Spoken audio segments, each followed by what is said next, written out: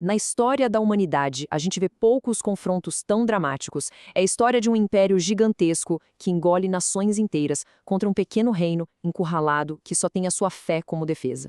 Então, vamos entender isso aqui. A gente tem dois reinos irmãos, sabe, com a mesma herança, a mesma origem, enfrentando a mesmíssima superpotência. Só que o destino deles, nossa, não poderia ser mais diferente. Um foi simplesmente destruído, o outro, quase que por um milagre, sobreviveu.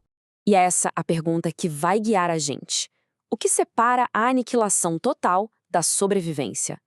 A resposta, olha, está na história de um rei e nas escolhas que ele fez quando parecia que não tinha mais saída. Primeiro, vamos montar o cenário. A gente está no século 8 a.C. O Império Assírio era, sem brincadeira, a força mais aterrorizante do mundo. E eles tinham acabado de dar um exemplo bem brutal no Reino do Norte de Israel, que tinha a capital em Samaria. A queda foi total. Depois de um cerco terrível que durou 3 anos, a cidade caiu. A população foi deportada, espalhada por todo o império, o que na prática apagou a identidade nacional deles. E a fonte histórica é muito clara sobre o motivo. Eles teriam violado a sua aliança, não obedeceram aos seus princípios. E enquanto o norte estava em chamas, um novo rei subiu ao trono no Reino do Sul, em Judá. O nome dele era Ezequias. E ele viu a desgraça dos seus vizinhos e escolheu um caminho completamente oposto. Ezequias começou uma faxina religiosa geral. Ele não só falou contra a idolatria, ele foi lá e demoliu tudo, fisicamente.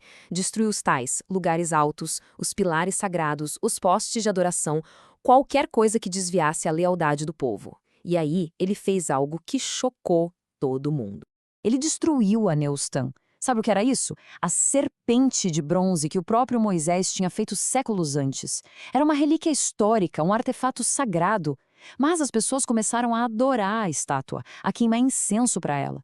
Então a mensagem de Ezequias foi bem clara: nenhum objeto, por mais histórico que seja, é mais importante do que a adoração correta. Foi uma atitude radical.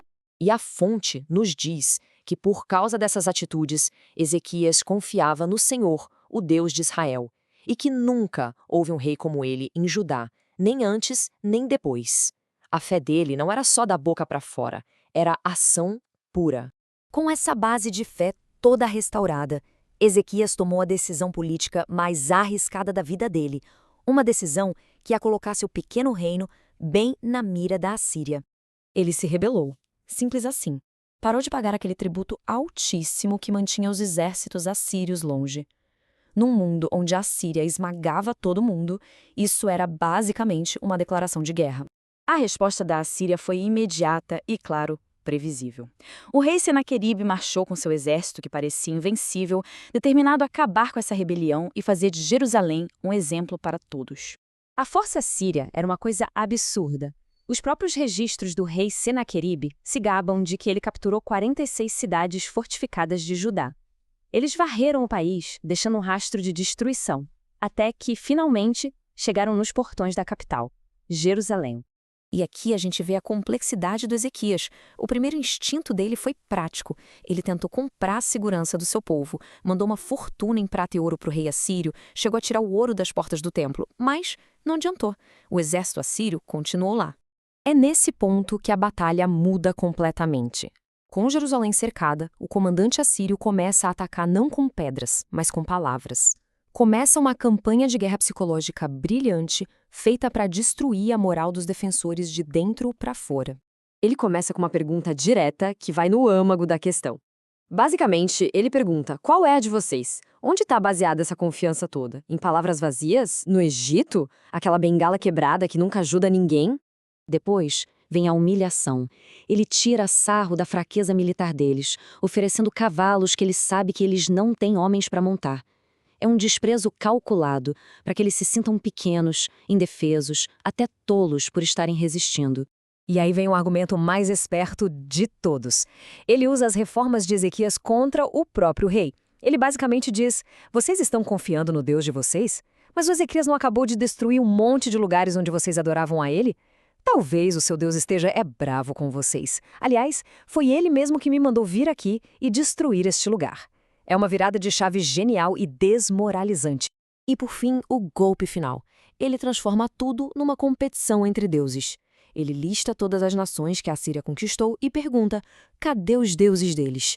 Nenhum conseguiu salvar seu povo. O que faz vocês acharem que o Deus de vocês é diferente? A lógica, baseada na história e nas evidências, parecia irrefutável. Imagina só, ouvir tudo isso, gritado na sua própria língua, para que todo mundo nas muralhas entendesse. Cada palavra foi pensada para plantar dúvida, medo e desespero. E depois dessa avalanche de lógica, de zombaria, de intimidação, a resposta de Ezequias é o silêncio. Ele ordena ao povo: não respondam nada.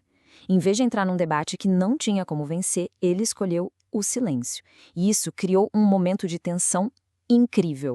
E isso nos leva ao momento decisivo. O exército inimigo está lá fora. A lógica deles parece esmagadora. A esperança parece uma tolice. O povo e seu rei estão diante da prova final da sua fé. O que acontece depois é outra história. Mas a pergunta fica pra gente. Quando a gente se depara com argumentos que parecem perfeitos e um poder que parece irresistível, onde é que a gente encontra a verdadeira força? A história de Ezequias sugere que talvez ela não esteja na resposta mais barulhenta, mas sim na confiança mais profunda.